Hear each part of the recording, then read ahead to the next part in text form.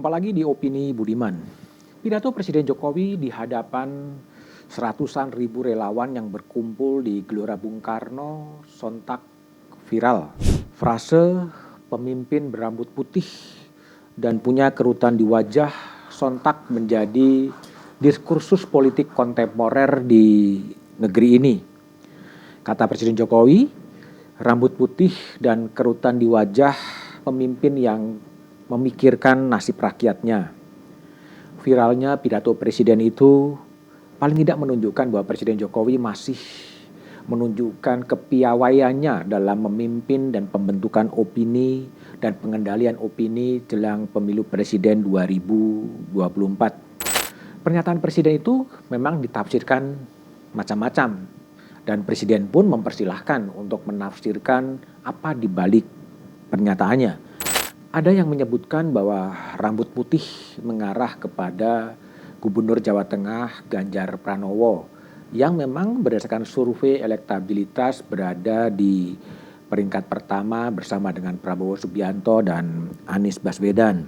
Ada yang mengkritik bahwa pidato Presiden Jokowi itu kurang pas, kurang etis karena sebagai kepala negara sebaiknya Presiden mengambil posisi netral dan tidak mengendorse calon-calon tertentu. Dari Jakarta, kemudian ke Surabaya, dan kemudian Kalimantan, Presiden Jokowi mempersilahkan kepada para analis untuk menafsirkan makna dari kerutan di wajah dan rambut putih. Presiden Jokowi menyebutkan bahwa Pak Prabowo Subianto juga rambutnya agak putih dan punya kerutan di wajah. Yang rambut putih juga banyak, termasuk Pak Hatta Rajasa dan juga Ganjar Pranowo. Beberapa kali Presiden Jokowi memang melontarkan gagasan-gagasannya, wacana-wacananya terkait dengan pemilu presiden. Pernah suatu waktu mengatakan bahwa jangan tergesa-gesa karena pemilu presiden masih jauh. Jangan sembrono memilih pemimpin, itu juga pernah diungkapkan. Pernah juga mengatakan jangan terburu-buru, ojo kesusu dalam menentukan siapa capres.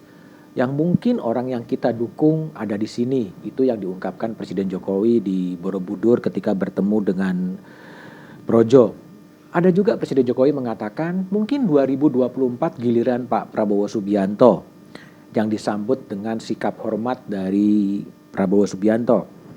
Pidato Presiden Jokowi memang pendek-pendek, menarik, dan kemudian bagi dunia wartawan itu quotable, enak dikutip dan kemudian menjadi viral. Memang banyak kritik pada Presiden Jokowi agar bersikap netral.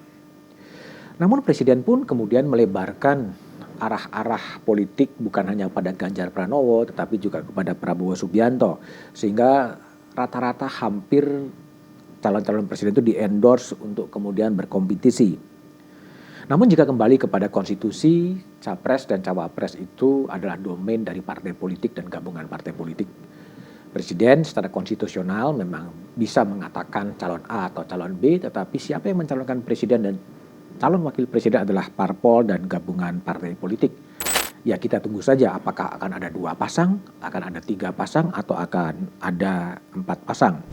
Logis kalau Presiden Jokowi punya kepentingan siapa calon presiden 2024 yang bisa meneruskan legasinya. Legasi yang sudah dibangun, infrastruktur, pembangunan ibu kota negara. Memang harus ada komit dari calon-calon presiden untuk melanjutkan. Disitulah kemudian kepentingan dari Presiden Jokowi. Butuh siapa yang punya komitmen untuk melanjutkan proyek-proyek strategis yang tidak mungkin selesai dalam 2 tahun, 3 tahun, atau 4 tahun. Tapi butuh continuity. Itulah sebetulnya yang bisa dipahami kenapa Pak Jokowi kemudian juga mengendorse A, mengendorse B. Tapi concern paling dalam adalah continuity dari program pembangunan. Terlepas dari wacana rambut putih, ada satu frase yang juga menarik sebetulnya yang tidak terlalu viral adalah yang memikirkan rakyat. Pemimpin itu adalah yang memikirkan rakyat.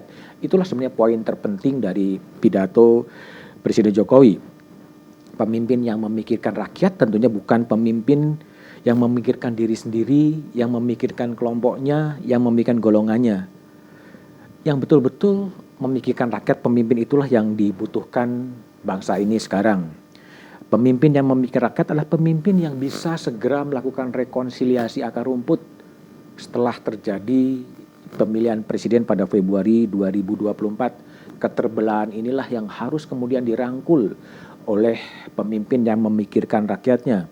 Pemimpin yang memikir rakyat adalah sosok pemimpin yang punya komitmen untuk mengatasi korupsi di Indonesia. Karena korupsi itu memiskinkan, karena korupsi itu membuat bangsa ini mundur. Merekalah pemimpin yang memikirkan rakyatnya agar rakyatnya bisa hidup lebih sejahtera.